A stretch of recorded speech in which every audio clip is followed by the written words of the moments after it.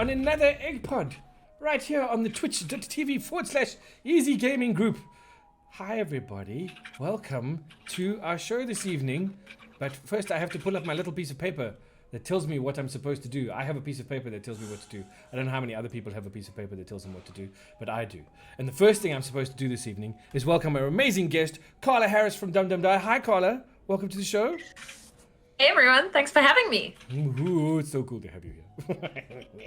And then I have to do the next thing on my list, which is to thank our patrons, because we have patrons, which is so cool. And they're amazing because without them, we couldn't do like half the stuff that we do.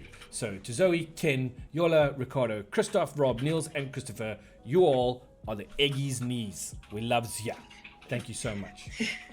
Now, I see we've got some other people's in here. We got Zoe, we got Foxglove, we got It's Adamantium is in the house. We got Dark Wolf, Conscript is here. Hello. And Haloon Manitor, welcome everybody. Welcome to the show. I think let's just kick it off straight away. For those of you who don't know who Carla Harris is, Carla is part of the premier all-female Dungeons & Dragons group in South Africa. And that's no joke, not even a lie, no flattery. It's just that's the way it is. The group is Dum Dum Die. And if I remember correctly, I was supposed to say that like this, Dum Dum Die. That's it, exactly. Now, I first met Carla quite a few years ago at the Nexus, where we bumped into each other for the first time, and we got introduced, and we started talking about all things fantasy and gaming and tabletop gaming related and things like that. And then we did some stuff together, but we're getting ahead of ourselves. We're going to come to that in a little bit. Carla, why don't you tell the people out there a little bit about your, I suppose D&D, but your gaming history.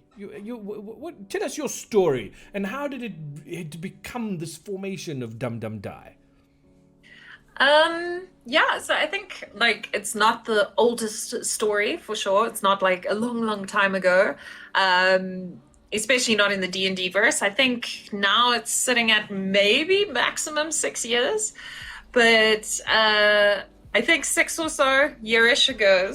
I was like, I've always been a geek at heart, but coming from a relatively small town in Joburg, where the only thing to do is to drink, or it's like a very jock town. What running home to watch Pokemon was like, you are ultimate geek if you watch Pokemon and you have a computer. So I had no one like to do these things with. And then in varsity, a guy I was seeing, he got me into LARPing, and I was like, that's amazing, like that. And then I started at a D&D game. And then actually after playing a few games, I worked with my friend Guy from How to Be a Great GM. So I actually both worked with him, but we were also friends. And then we decided, he had a YouTube channel called How to Be a Great Game Master. It wasn't called that. It was called something else before. And then he was like, let's work together and let's do a channel for fun. And we said, okay, cool. So we put together How to Be a Great Game Master and Bacon Battalion, where I used to play. We started at Pathfinder, then we moved to D&D, playing a cat bard. And that's where the bug truly bit, playing with Sin from Sinbin and her partner Sears, as well as Sean Isaacs, who draws for Marvel. So it was a pretty swanky cast. And then from there, life got the better of me, so had to stop doing that. And then my friend Tristan, who I actually knew from drama and from National Arts Festival, he was like, he wants to start an all-female group for a thesis he has on like theater and improvisational play. And he was like, do you want to GM? I was like, I can do that. I've never GM'd before, but I can do that. And I think this is from easy. there I can do this. You know what the best thing about GMing is just make it up as you go along. And if people are like, that's not how it works, you're like, I make the rules. So, it is what it is. I think it's actually easier to be a GM if you don't know the rules than to be a player. Because if you're a player, the GM's going to say to you, look, I don't know if that's how it works. But if you're the GM, you're like, it works that way because I say it works that way.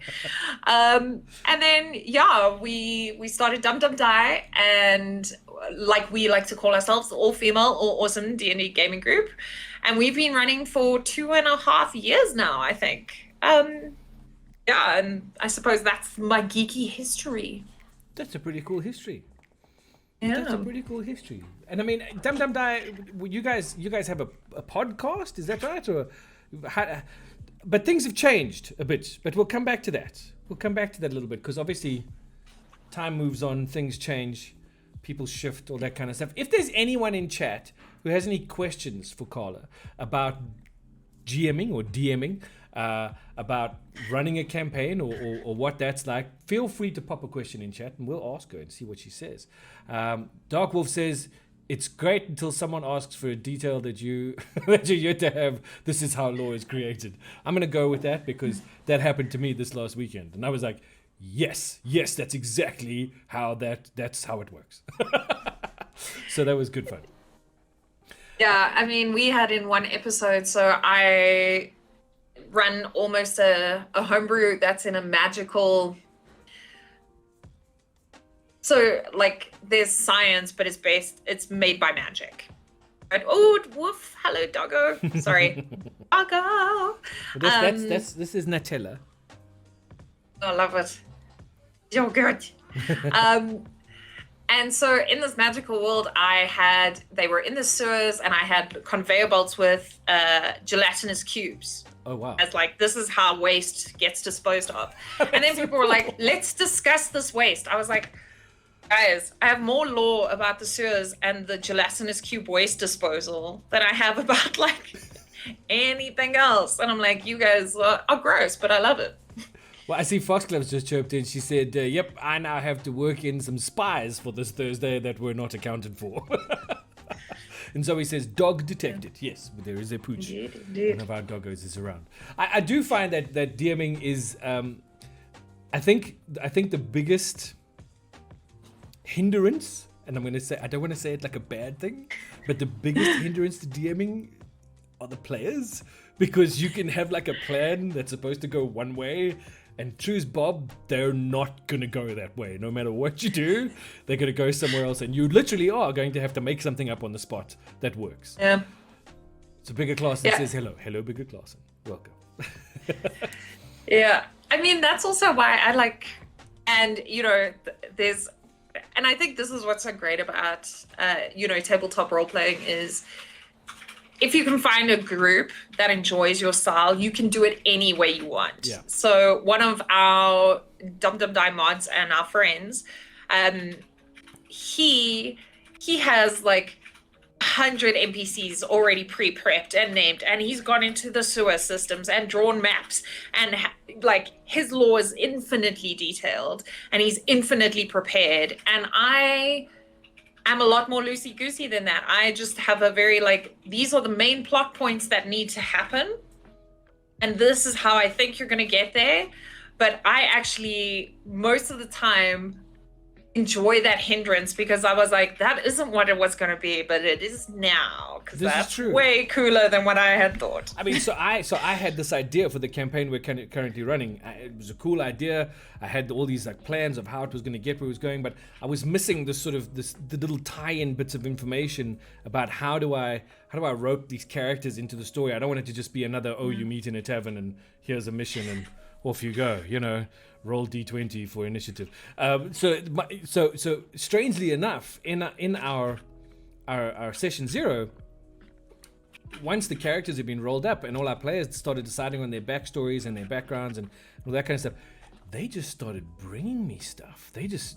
My character has this issue and my character's got this in their background, and I was like, well, I'm gonna take that, I'm gonna take this, and this over here is really cool, let's drop this into the party, So that's also really cool. So absolutely, so your players are like a double-edged sword. They bring you the good stuff, but they also throw the occasional girder in front of your train of thought, yeah. Which can be a challenge, but I suppose that's part of being a GM or a DM. I mean, that's the way it works. What are we going on here? Foxlab says, Zoe's making a wiki for my campaign, and I'm ashamed but also amazed. That's incredible. That's very, very cool. But Zoe's a nutball. She makes all these crazy things. She at the drop of a hat, she'll make a custom magic card if we're talking about something funny. That's incredible. amazing. Yeah, no, she's very cool. We like Zoe. Zoe can stick around. Foxglove too. They're both fun. We'll keep them around. Leopard Stone says, "Ahoy, big man! Ahoy!" I'm feeling piratey because people are saying ahoy. I say arr, arr. But anyway. Okay, and Dark Wolf says yes, his planning is crazy. I'm assuming he's talking about the guy. Was it Guy you were talking about? Who was it you were talking about? I forget the name. You were talking about someone who plans to the No, I didn't mention, but Guy does do quite. I think Guy falls in the middle of me, and I was talking about Kyle, who actually works on the Mag of Holding. Oh, there you go. So, yeah. Who we had on the show like 2 weeks ago. Yes. Yeah. Yes. That's pretty cool. Okay, hold on a sec. Now I gotta find my piece of paper again. Finding the piece of paper. Here's the piece of paper. Okay. So at the moment, Carla, obviously we've been through and are still going through a very weird time in the country. When you look around and you take a look at the stores and the places that people used to go and play and do all of that stuff, what do you think the state of the tabletop role-playing game is in the country right now? Do you think we're on our way back? Do you think it hasn't gone anywhere? I don't think. What do you think? I think what's been good and inverted commas easy for tabletop role playing, I suppose, other than anything else, is because if you do theater of the mind like I do, literally, apart from the human being in each other's spaces, you can just pick it up and put it on Zoom very easily. Yeah. But yeah, I think things are coming back. I mean, Cape Town Comic-Con is having like a pop-up event on the 2nd of October. Shame they had asked us to help organize it, as we organize all of Comic-Con's role-playing sections. Unfortunately, the real-life day job wouldn't allow, but I know they're getting some of the amazing creators from Cape Town to organize it, and they're going to have pop-up where you can learn to play D&D, get in some games, and I know, the Nexus is doing some more things, and I'm sure Timeless is going to be doing some things soon. So I think things are rolling out better, as people are feeling more safe to do it. Sure. Yeah, I definitely think things are going back, inverted commas, to normal. We're actually sharing a space at that Comic-Con pop-up event for a Nice. Magic the Gathering Pioneer event that will be happening in Cape Town over that weekend. But we will keep everybody updated about those as we get closer to the time. Let you know dates and times and all that kind of stuff. But that's going to be fun. That's going to be super, super cool. So I'm really looking forward to that. And yes, I agree with you. I think that things are starting to come back. And I think not just from the role-playing point of view, but from a lot of tabletop gaming's point of view. I know for a fact that we're very excited at the moment because we finished all our qualifiers for our Easy Gaming Group National Paper Series. And we're heading into the finals at the end of this month, which we're so excited about, and it's being held in real life at the Nexus. Nice. With actual paper cards and stuff that people are playing. It's so cool. So we're really looking forward to it. I'll give everybody an update on tickets on that a little bit later in the show. But you do want to listen out for that, just by the way, because tickets are like not as available as you would think. But also, just to let everybody know for a second that thanks to our amazing partners, Unplug Yourself, we have one of these babies. Ooh, to give away shiny. tonight. An Essentials kitty. Well, no, not a kitty, but an Essentials kit. There we go. So that's up for grabs tonight. We'll do something. I don't know. I thought at first we could do a raffle, but maybe we can come up with something cleverer. Make people work a little bit for their prize. Maybe Carla can suggest something, and we can figure out a way that we can make. Maybe they've got to remember something that was said earlier in the show. Ooh. Bring that back. Now you're asking higher grade things. I do like to do that. Yeah. Leopard Stone says Zoe always seems to have a lot of kick-ass ideas. She does. Dark Wolf says, GM, you walk down a road and see a warehouse. Player, what phase of the moon is it? GM, scribbling furiously. Oh, full. It's true. That's quite fun. What is this paper card? Says Zoe. You know what I'm talking about. Don't be silly. But now, speaking of Dungeons and Dragons and Magic the Gathering, there's an interesting little bit of the past to come back.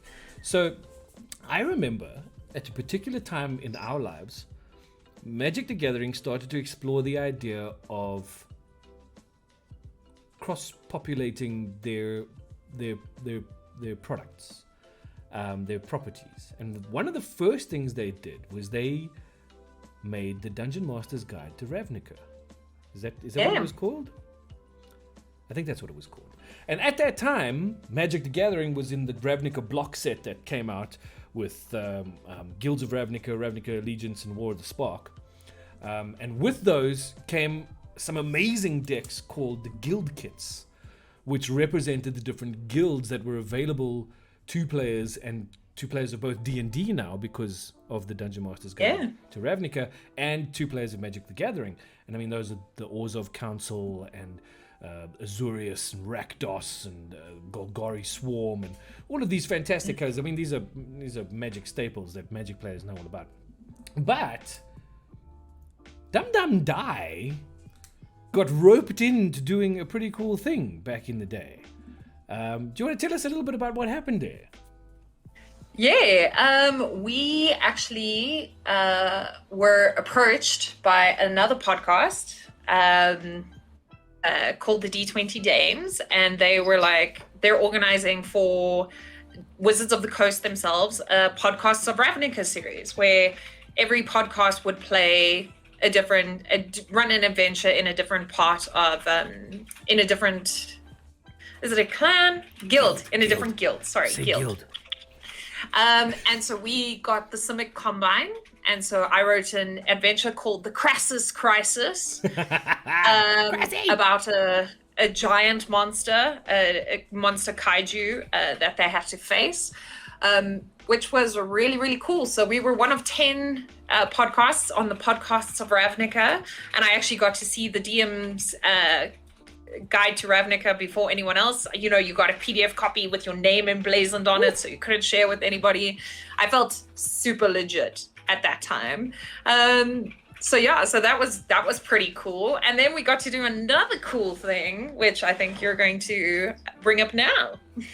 Well, yes, you guys got approached by Stefan from Solar Pop, because obviously you were getting the Dungeon Master's Guide to Ravnica book and that kind of thing. And Stefan said, wouldn't it be cool if we did a weird little crossover and got the ladies from Dum Dum Die to come and play some Magic with the Ravnica Guild Kits? Now, it's my understanding that at that particular time, the four of you had never played Magic before in your lives, or at least very, very little Magic at that time, yes? Yeah, I think the only person who had played some Magic, and by some I mean like maybe they'd seen a game one time, was Kirsten. And then actually I lie, me, once at Icon, I don't know if everyone remembers, but Icon used to have, and it was the Geek of All Trades podcast that ran it. Like, they had this geek scavenger hunt quest thing where you had to do different activities and you'd get points and you could win prizes. And I'm super competitive. And one of the activities you had to do was play a game of Magic the Gathering. So I got like a super quick lesson, played it, a Magic the Gathering game once, got slaughtered, and that was about it. You didn't have to win the game. You just had to play. You just had to play. It's fair enough. Listen, we all get slaughtered. That, you know, apart from those of us who are really, really good, the rest of us, we just fodder.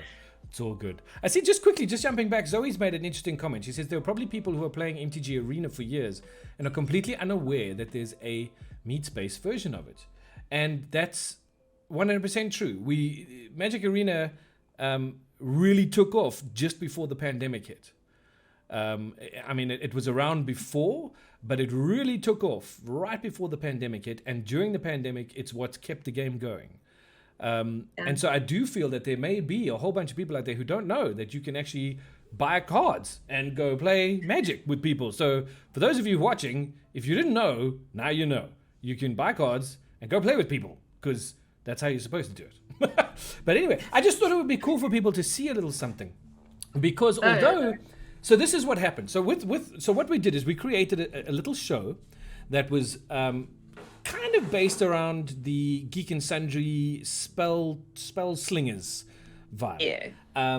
Because that was a really cool show, and it had Day 9 in it before, whatever, we're not going to go there. But it was a cute show, and so we kind of modeled our show on that, and we called it Ravnica Roulette. And we had 2 seasons of Ravnica Roulette. And in the first season of Ravnica Roulette, we played with the first set of guild kits that came out. And in that experience, I think the ladies from Dum Dum Die got a good idea of what Magic was and how it worked. I stepped in the last game, I think, and I actually beat Stefan with the Boros guild kit, which I was very proud of at the time because I thought I was terrible. But it was very cool, and I think that tilted the win in the favor of Dum Dum Die for that particular series. And then we came and did it again when the second guild kits came out, and unfortunately, things didn't go so well for Dum Dum Die on that one. Although what was amazing is I remember very clearly, and this is something those of you who are watching and listening will appreciate about the ladies of Dum Dum Die. They are amazingly fun, and they take what they do to the ultimate degree. I remember Wednesday LaFay pitched up for her game knowing that she was playing the Rakdos cult in black and red leather with hand-drawn like tattoos of every occult symbol she could find drawn all over her body, including an upside-down cross in the middle of her forehead, which I thought was hysterical. And she came there, and her sole purpose was to be Rakdos and to destroy Stefan.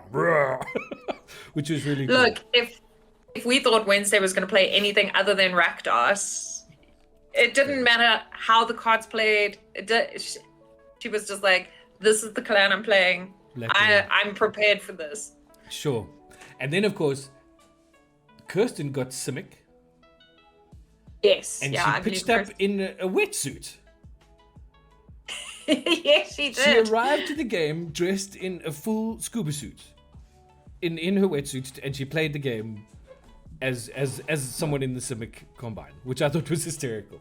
You came through to play Orzhov, and you came through looking very much like the accountancy type death and taxes person. So on that, I thought people might be interested to see this. Now, if you're watching the stream, you'll get the audio.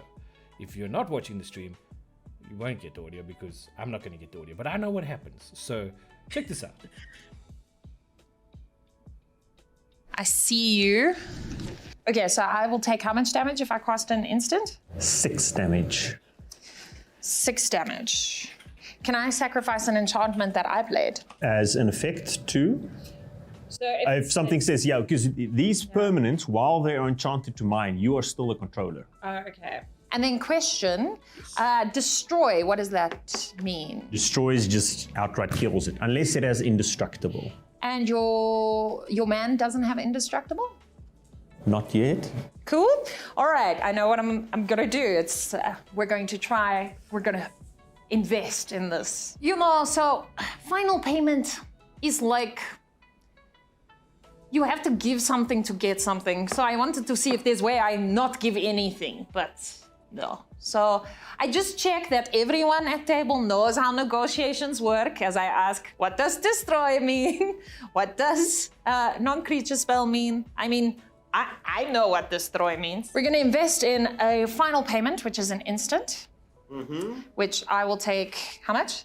5, 6? You take 6 damage here, yes. And then I can sacrifice an enchantment, so I'm going to do it off your smaller one. Okay, cool. And then I destroy target creature. That one? That one? Yeah, I mean, it's tempting. It's tempting, but I'm gonna take your house. Okay, thanks for stopping by, Rurik. There's nothing quite like the feeling of paying off a large debt.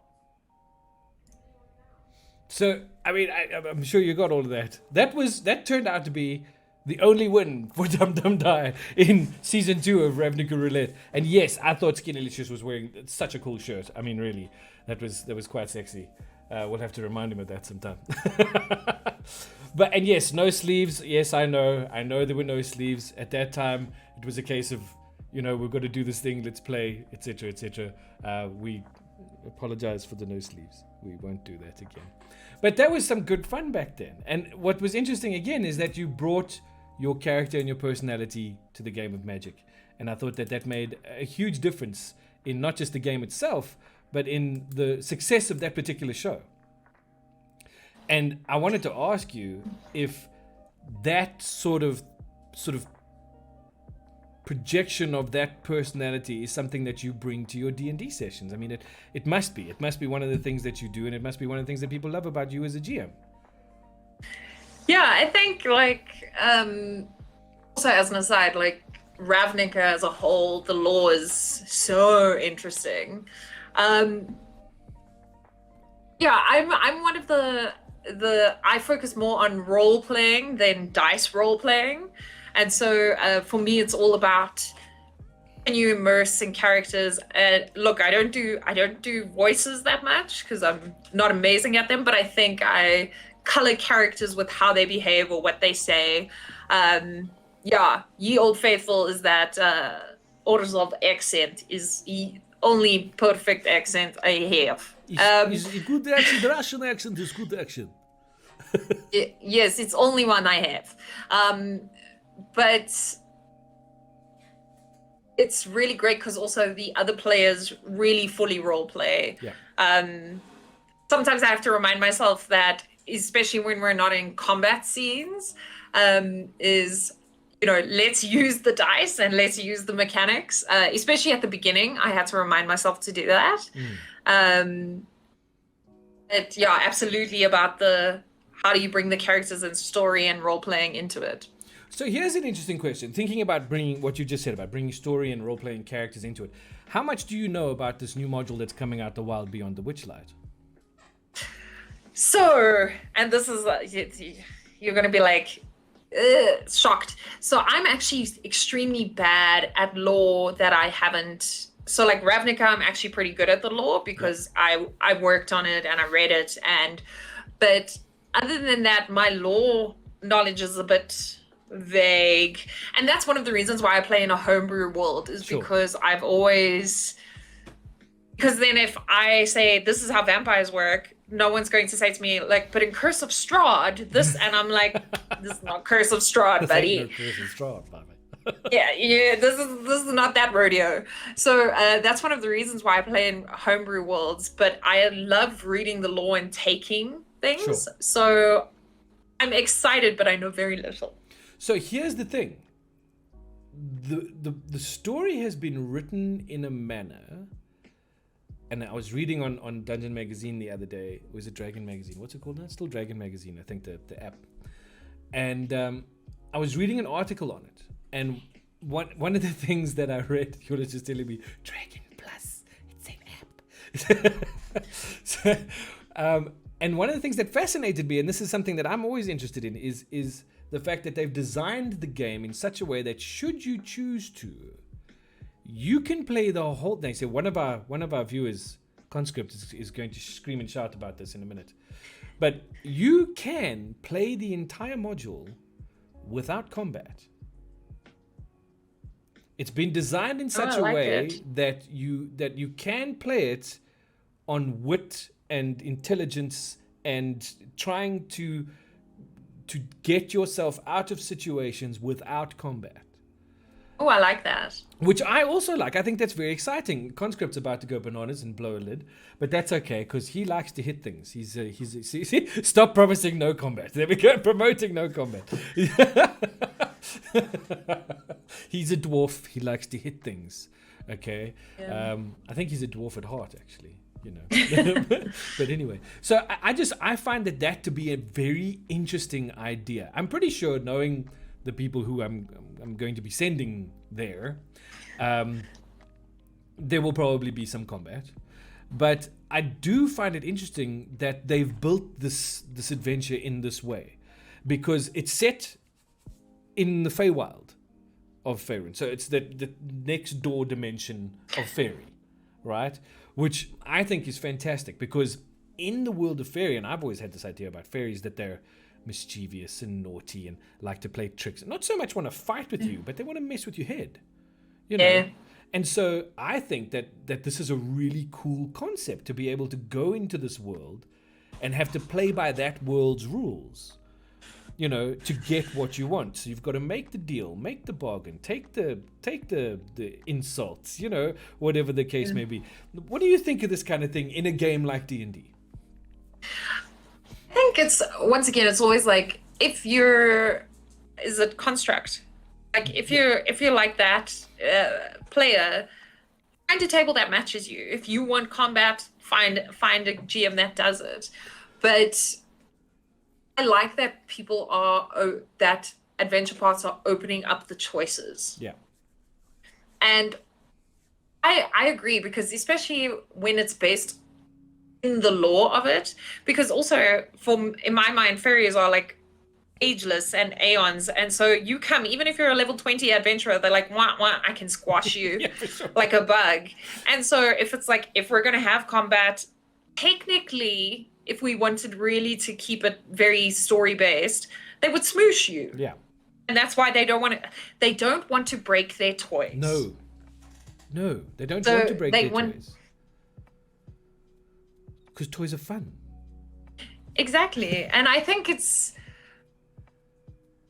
requires more skill, and I think a little bit more of the rule of cool to play a role playing like that. Because, you know, if you come to me and you say, I'm going to use my barbarian rage to push this negotiation, and be like, you will do this thing with me, I'm like, I'll allow it. I'll allow that to give you bonuses because you rage in the negotiation. Sure. Well, it's also, I mean, like, so for instance, this last Saturday when we had our first session, the first session of our sort of homebrew campaign, custom campaign for Roll This, was something very different to what I'd done before. Normally I structure a campaign and I'm like, okay, here we go, you're off on your adventure, and to get to the end you've got to bash your way through enemies to find the whatever and get the clues and get to the bad guy and beat the big boss at the end. And instead, I built an opening scenario that required some thinking, where I made a series of puzzles that needed to be solved for the characters to escape a particular scenario. I had, of course, set this up in such a way that I needed puzzle A to be solved before puzzle B could be solved, which then was supposed to have puzzle C get solved after puzzle B. And I locked it in place in the way I developed it, was that you couldn't do B without having finished C. So what my characters did is they just did all of them at the same time, which was really annoying. But that's fine. And I really enjoyed watching the players figure stuff out. There was some combat. They will be happy to know that they did have some fighting. They had to beat some guards up, which is okay, you know. But the majority of the session was about using your brain. Start thinking about where you want to go and how you want to do things. And it made for what I saw, and I hope the people who've been viewing it since our stream on Saturday are finding the same thing, was that it was a really interesting way of opening a campaign. It set a tone, I think, and I'm hoping the players will agree with me, that says this isn't going to be your run-of-the-mill sort of go bash stuff, you know. Yeah. Which is cool, because I think that's been done, and it's been done. So, like you say, the fact that even wizards are starting to open up these other avenues of gameplay is important for the growth of the game, so that people can learn that there are other ways to do it. Lioness of the Veil, the puzzles were super awesome. Brainpop. Well, thank you! I feel good now. Conscript, I don't agree with violence, but I do like combat. Fair enough. So just on that, and on, you know what? I have an idea. So what if we said to people, I'm thinking about the Essentials Kit and how we Okay. take it away. So I'm thinking, since we're on this whole like puzzles thing and different ways of playing stuff, what was the card that Carla played in the video clip that we just played for you guys? The first person to answer correctly in chat wins themselves an Essentials Kit. I mean, what was the card? There you go. I totally know. Foxglove I'm just says, checking question if for you Carla. know. A magic one says Bigger Clausen. Foxglove says, question for Carla. What are your thoughts on Tasha's cauldron? On Tasha's cauldron. So once again, I don't read many of the source books, but all the new ones. So actually, I've got to be honest, for me, since DM's Guide to Ravnica, I've started seeing that they're opening up ways of gameplay. So really digging into the lore as opposed to like other adventure paths or other adventure guides where they were just like, here's some brief things and mechanics. And they're also digging into spaces that we haven't seen before, like the Feywild and like, witches and magic usage like that. And also the Mag of Holding, not the Mag of Holding, so they did it with Eisendor's Vault of Tragic Treasure, which was pretty cool, which we actually also did a sponsored episode for. I really like lore within items, which Tasha's Cauldron had quite a lot of, because that you can fit into any campaign. Yeah. Yeah, I hope that answers. Coming with the hard questions, guys. That was a hard question. So we've got nobody so far has got the answer correct. The closest we've got is Dark Wolf saying distraction. No, that's not it. Foxglove says thanks. Cool. I'm glad that helped. Dark Banishing. It was not Dark Banishing. It was not Dark. I'll give you a hint. It was an Orzhov card, so it was a black-white card. There you go. Yeah. And it had something to do. Well, no, I'm not. That's it. That's clue number one. If you guys take too much longer, I'll give you another clue. But that's okay. But this isn't this exactly how it goes in games? And no judges, guys. No judges. When I play a character, this is why I never play investigative characters, because I'm like, my character knows the answer, but I, as Carla, do not. Yes. So I'm just like, I played it once in a one shot, and then the GM was like, I'm like, and they're like, all characters literally the only one who could do this. I was like, this is a lot of pressure. But you create a puzzle or a thing, and you're just like, literally all you have to do is turn the key, and then they're like, kick the door. You're like, why would you kick the door? I push the door. Why would you push the door? I go ask someone else to open the door. I'm like, there's literally, I said there was a key. Like, just turn the key. Seems simple when you set it up, but yeah. I think sometimes also people think there must be more of a trick to it. So they're like, key's obviously cursed. That's why she mentioned the key. Yeah. Not because you're like, just turn the key. There we go. Dark Wolf Avenger Dwa. Rudolph wins final payment. That's what the card was. Congratulations. Nice. You've just won yourself this pretty thing. Ta-da! Essentials. Look, I'm going to make it do that like weird like angle thing. Okay, it's going away now. Because it's going to the winner. That's right. Thanks to our awesome partners. Unplug yourself. An Essentials kit is on its way to you. Dark Wolf Avenger Dwa. There you go. Yeah. Yay, he says. There we go. Awesome. I like making people say yay. It's a good thing. It's a very good thing. If you didn't say yay, we were going to give it to someone else. Right. I'd be excited. Foxglove says, I made the mistake of placing a drunken fairy in an inn and had to endure a fair period of time with the party harassing her as they assumed she knew about murders happening for some reason. It's because drunk people know about murders, guys. Right? That's apparently the truth of the story. My party on Saturday was absolutely convinced that the guards who kept telling them that they really didn't know anything other than the fact that they were supposed to stand there and watch them didn't know anything other than the fact that they were supposed to stand there and watch them. So the good deal of time was spent on, I'm going to use my persuasion to find out more from this guard. You roll. Great. I rolled a 20. Excellent. He says, I don't know anything more than what I've already told you.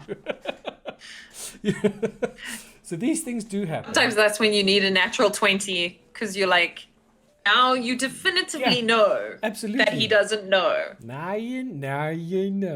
Now you know.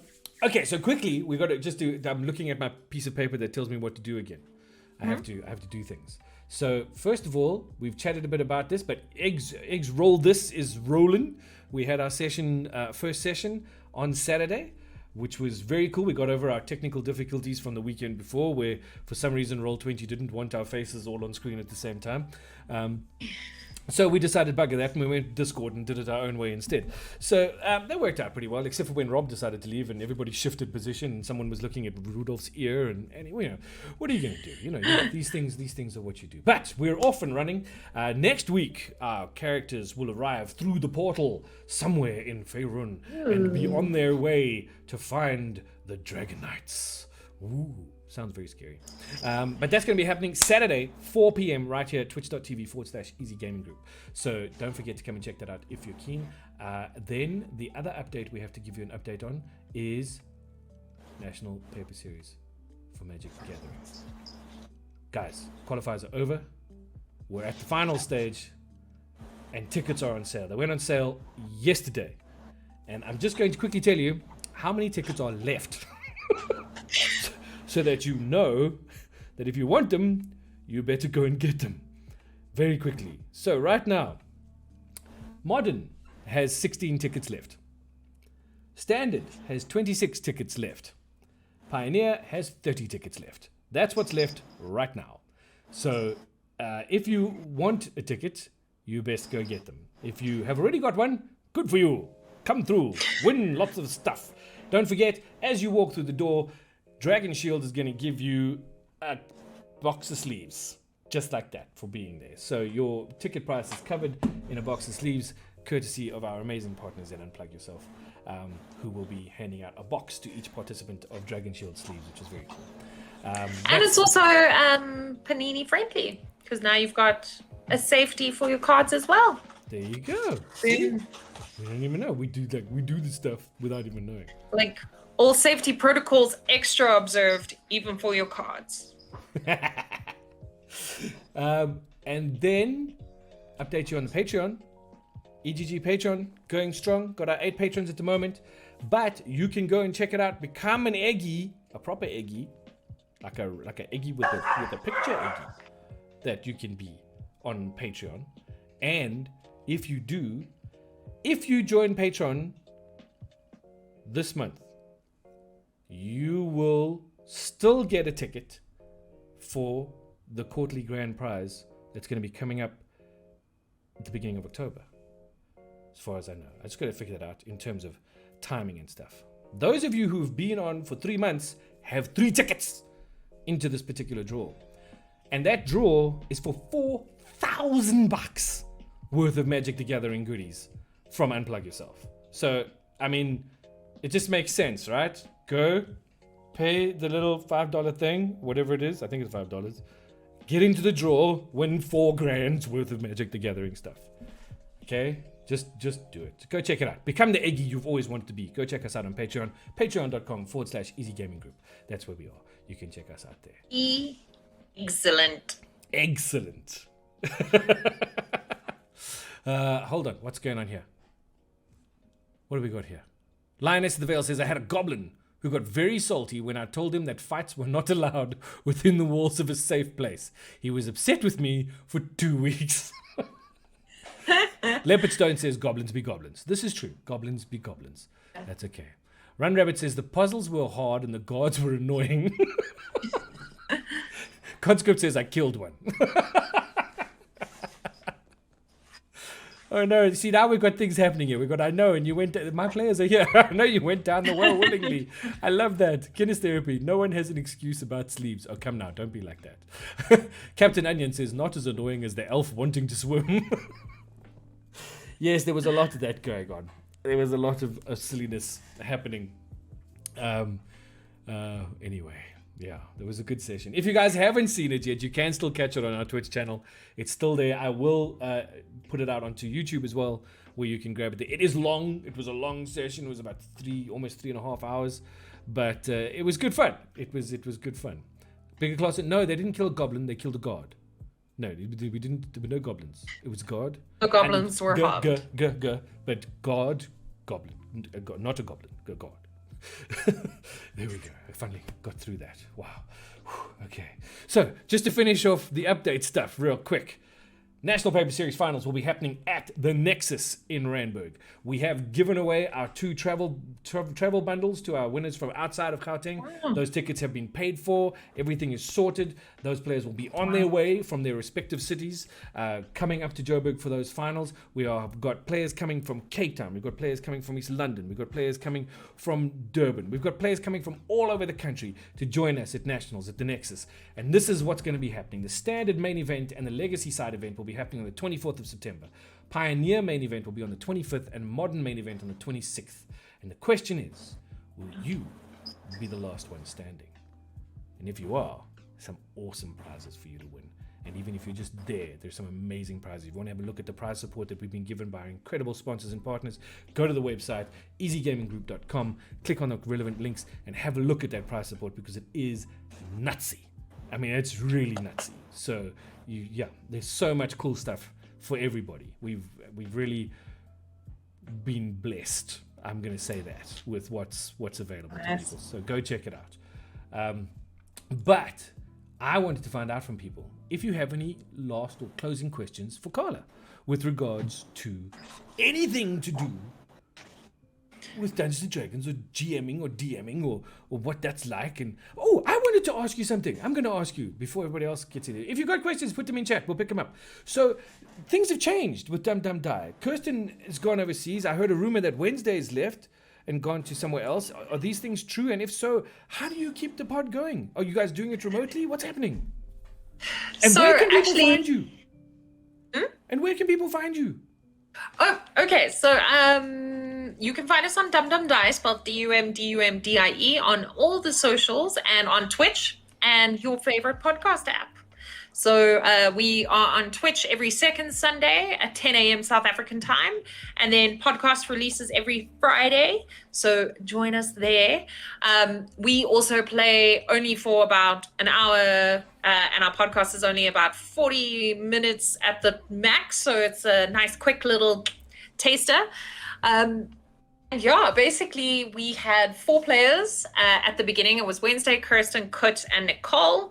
Then Kut left to go teach in China, and I made her character get carried off by a sea turtle, a dragon turtle named Anich, which was the backwards of China. It's pretty smart, I thought. Then Kirsten's character, Kirsten also immigrated, and so we actually ended that season and those characters and started anew and brought on Nelly. Then Nicole went to go teach, and her character died in a blaze of glory as she self-immolated to protect the entire party. There were tears. It was a lot. Then Wednesday, actually the Panini has helped us because we moved on to, digital remote channels due to the Panini.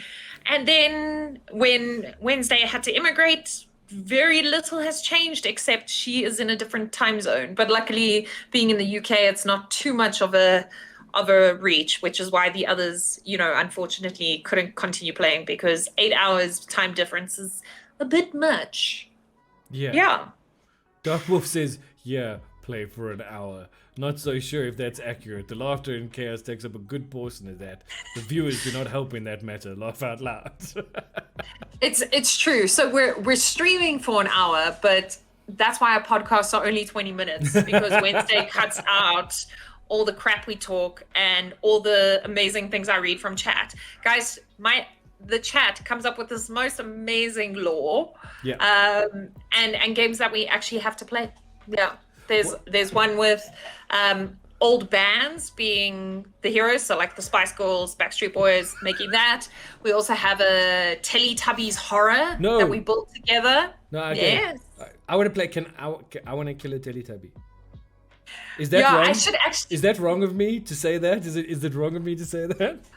Well, we built the game together, and the horror is that the Nunu, which is the vacuum cleaner, is trying to put your soul and your body into the Teletubby.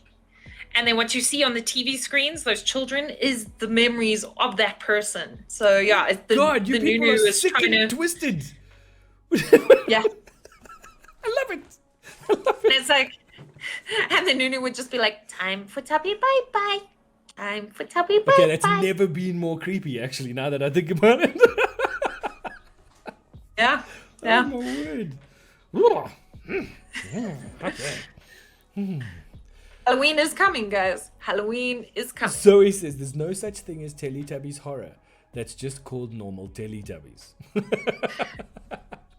It's true. It's true. Run Rabbit says... It's also the sun baby. The sun baby, guys, I was like, No. why did they have to put a baby in the Right? sun? I was like, Oh, dear. very whack. Run It was Rabbit super says whack. it could be worse.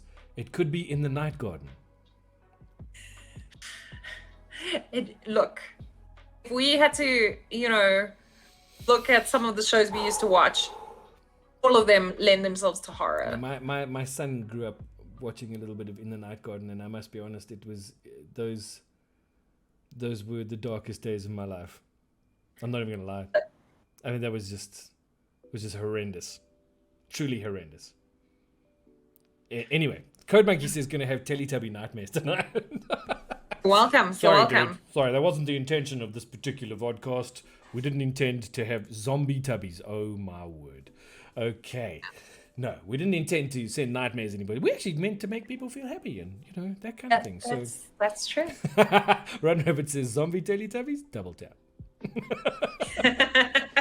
The problem is because they're so like chubby and floofy, you'd have to probably like quadruple tap. Got to get through the stuffing. Yeah. No, you'd have to like would have to be a critical hit. Yeah. Yeah. To do any damage. Yeah. So Also, that could be the interesting. mental psychic damage, and I think it's very underrated in Dungeons and Dragons. Psychic damage cannot be See, undone. this is the thing, and we need to talk. I need to figure out a way to bring this in, because when you play like Eldritch Horror or any of the horror board games or whatever, sanity is very important, right? Yep. And I think that should be an element in D&D. I think it's absolutely true. You go up against some of the most horrendously terrifying creatures in the multiverse, and if you win, you come out of it like, yeah, we kicked that multi-tentacled, whatever the hell it was, scared the bejesus out of me thing to death, but I'm fine. I'm not scarred in any way whatsoever. I saw a cool like text meme in one of the groups, and it said, you basically keep getting resurrected, and like you should be having that like PTSD of like, I shouldn't be Who am I? alive. Foxclub says there are some sanity tables. Cool, I will look for those. That should be fun.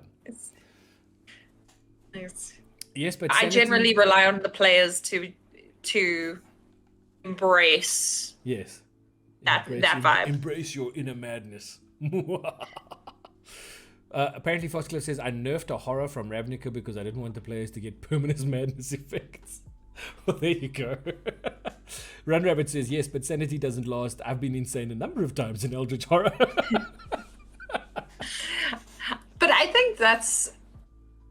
think that's what can work is no one, and also this is kind of how I look at GMing, is you can't just have one thing happen. Like it can't just be, and sometimes some of the older adventure paths feel like this, where it's just horror, death, fighting all the time. Yeah. And then you become numb to it. Yeah. You become immune. So like imagine your sanity returns because you've just become numb to it. Sure. And it's when it's like happy, death, destruction, happy, that things become interesting. Sure. You And gotta mix it up.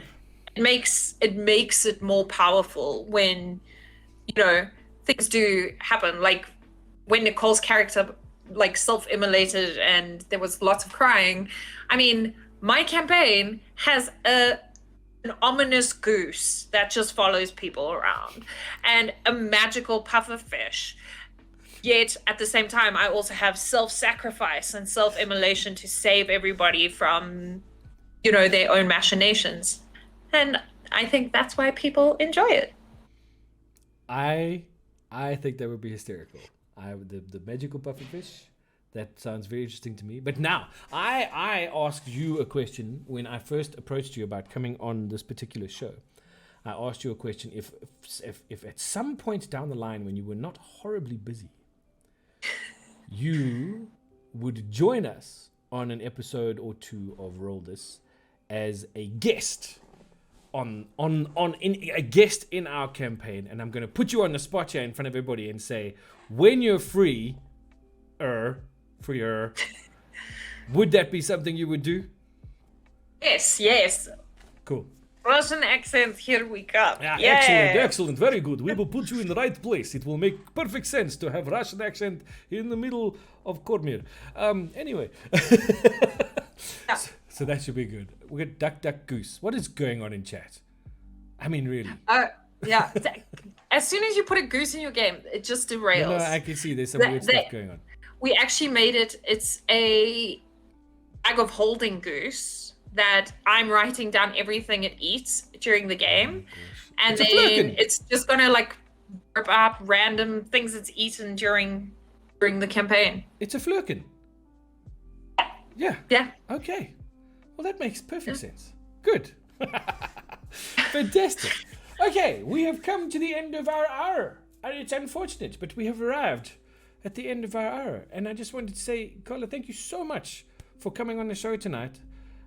What? Oh, I'm supposed to ask you, before we do this, before we say goodnight, ask you about the sewer person with multiple personalities. Apparently, so many voices. What is this? What is this person? So chat really affects the game. So I co-GM with chat in my game. And then I was like, guys, I think I'm good at accents. I've got this. And then I thought, let me ask chat. So I had a character who had multiple personalities and each one had a different sort of alignment. I didn't really play with alignment, but in this concept, and a different accent. And then one was Russian. I was like, whew, okay, we're good. And then I'm like, come on, American. And then the other one was Irish. And then the other one was Austrian. And that just like, my Irish and my Austrian mixed. And I was like, all I could say was like, get down. Get down again. Yeah, I was just like, because for accents, I take like a sentence. Yeah, like a sentence that reminds me what the accent sounds like. And then I just kept saying, get down. I was like, oh gosh, how would Arnold Schwarzenegger? There are rats. And it was horrific. And I apologize to everyone who had to hear it then. I apologize to everyone who had to hear it now. It is on podcast if you ever want to go back, if you ever want to give that auditory feast for your senses, it's there. Fantastic. I'll have to actually go have a look at that. That could be quite fun. If there's a goose, can I play Barry Hilton? Oi, Niels. Got the dad jokes coming out now. Woof. Wowzers. Leopardstone says, I don't like geese. They scare me. Look, geese scare most people because they have that whole like aggressive... They hiss at you. I remember being at a house in Cape Town many, many years ago, and they had geese, and I didn't know they had geese. And I was visiting my brother who was staying there, and I came around the corner after parking my car, and I was like, hey, I'm here, and this gaggle of geese came at me, and they were all just like, and I was like, I'm going back to the car. See, I feel like that's a misnomer. It should be a murder of geese and a gaggle of crows. Right? Like, I'm not fazed by crows. Geese though, Geese it's are anything scary. that has like a beak and then has razor sharp teeth that are like, why do you need teeth? No. Why do you need teeth? Why does a goose need teeth? It's not like they can't... Oh. Geese? Ooh. No, I don't want to know. We don't want to know. And on that happy Ignorance is note, bliss. I think we'll call it, do you want bullets on your pizza? Oi, oi, oi. Okay. Again, Carla, thank you so much for joining us. It's been an absolute blast talking to you this evening. Just one last time for everybody, let them know where they can get hold of you. You said Dum Dum Die on all the socials and on your favorite podcast platform, whatever that might be, whether it's Spotify or iTunes or whatever. I think there are more than that now. You can go and check those out and grab the podcast there. And what is the Twitch channel? Is it twitch.tv/DumDumDie? It is indeed. And remember, it's DUM, not DUM. Yeah. Not Although dumb. I mean, It's sometimes not there's dumb time. as in stupid. It's not dumb. It's Yeah, it's dumb like the sound. like the sound. If you so Dum, like I said at the dum, beginning, die. there we go. Dum dum die. That's you've got to have it like that. They are more like feathered hyenas. People have very interesting views on geese. No, hyenas are super cute. They're kind of like, they actually like dogs. Except that they have the bite strength that could take your leg off. I mean, some dogs do too, but they don't because they're cute. Well, Nutella, who was here earlier, is a pure German Shepherd, and they have one of the strongest bite pressures amongst domesticated dogs in the world. So there's a thing to leave you with, knowledge. Don't get bitten by Nutella. There you go. Don't get bitten by that strange stuff you put on toast. But until then, Nutella has bite. Kadoom. So thanks, chat, for joining us. We hope you had fun this evening. Let's just quickly give you an update of the schedule for the next week. So we've done tonight. Wednesday, we have Command This, 8 o'clock, right here on twitch.tv/EasyGaming The Command Pod will be playing Pauper EDH. We've got some of the deck lists in already. In fact, the only deck list that's not in yet is mine. But that's because I'm just waiting for a couple of cards to arrive and I want to make sure I have them before I put my list in. That's my excuse and my story, and I'm sticking to it. So that's the way that's going to go. But Wednesday night, 8 o'clock, Command This, Pauper EDH. It's going to be good fun. And then on Saturday, we have Session Doya of the World Eater campaign from Roll This. Join us at 4 p.m. Also, right here, twitch.tv/EasyGaming. And until then, a big shout out to our awesome partners, and plug yourself for the amazing stuffs that we get to give to you guys out there, because they're amazing and you're amazing. And thank you all for watching and for joining us this evening. And I got thanks for having Carla. That's my GM name. My GM name, thanks to chat. So yeah, absolutely. Thanks for having me. So DumDum like the monkey from Crudes. Quite possibly. Well, I've never spelt his name. But there we go. Yeah. So until next time, thank you so much for watching. Stay safe, stay healthy, peace and love. Keep all the rules you need to keep. Don't forget that all COVID restrictions and rules will be in place for the National Paper Series. So when you get there, don't touch other people's cards. There'll be sanitizer at all the tables. There'll be all of that jazz. Obey the rules. Let's make this thing happen. Judges will be on site and they will be issuing I can't remember what the word is that they use, but if you break the COVID rules, you could face a DQ. So don't take a chance. Wear your mask, do the things, do all the right things. Carla, once again, thank you so much for joining us. It's been an absolute blast. You're a superstar. And thanks to chat. Have a great night and great rest of the week. Hopefully we'll see as many of you as we can on Wednesday night for some Commander, and then we'll see you again on Saturday. But until then, and don't forget, you got the podcast from Dum Dum Die drops on Friday. Is that right? Friday, and then you stream. Friday. You stream when? Sunday Stream, Friday pod. There we go. All right, everybody. Have a fantastic night. Good night. Peace and love. Bye. Bye.